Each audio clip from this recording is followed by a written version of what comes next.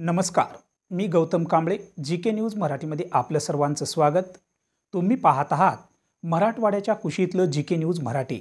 आता घेऊ विविध क्षेत्रातील राजकीय, सामाजिक, आर्थिक, कृषी आणि क्रीडा व तसेच शैक्षणिक विषयी घडामोडींचा आढावा. चला तर वळूया पुढील बातमीकडे. किनवट तालुक्यातील इस्लापूर येथे दिनांक 21 जानेवारी 2025 रोजी फिरते कायदेविषयक साक्षरता शिबिर व लोक अदालतीचे आयोजन करण्यात आले असून या कायदेविषयक शिबिर व लोक अदालतीचा जास्तीत जास्त नागरिकांनी फायदा घ्यावा असे आवाहन येथील ग्रामविकास अधिकारी शंकर गर्दस्वार यांनी केले आहे. गेल्या अनेक वर्षापासून न्यायालयामध्ये विविध प्रकरणे चालू आहेत.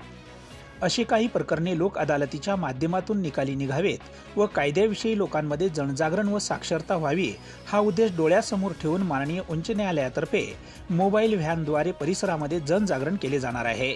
त्यासाठी दिनांक 21 जानेवारी 2025 रोजी सकाळी 11 ते 2 वाजेपर्यंत फिरते लोक अदालत व सायंकाळी 4 ते 6 पर्यंत कायदेविषयक साक्षरता शिबिराचे आयोजन इस्लापूर ग्रामपंचायत येथे करण्यात आले असून इस्लापूर व इतर सभोवतालच्या गावातील दाखल पूर्व प्रकरणे तडजोडीसाठी ठेवण्यात यावे असे आवाहन तालुका विधी सेवा समिती अध्यक्ष तथा दिवाणी न्यायाधीश यांच्या वतीने करण्यात आले असून इस्लापूर येथे दिनांक 21 जानेवारी 2025 रोजी कायदेविषयक व लोक अदालतीचे आयोजन करण्यात आले असता कायदेविषयक शिबिराचा व लोक अदालतीचा फायदा इस्लापूर व इस्लापूर परिसरातील नागरिकांनी जास्तीत जास्त पूर्व प्रकरणे तडजोडी वादी प्रतिवादी व नागरिकांनी याचा फायदा घ्यावा असे आवाहन ग्रामविकास अधिकारी शंकर गर्दस्वार यांनी केले आहे.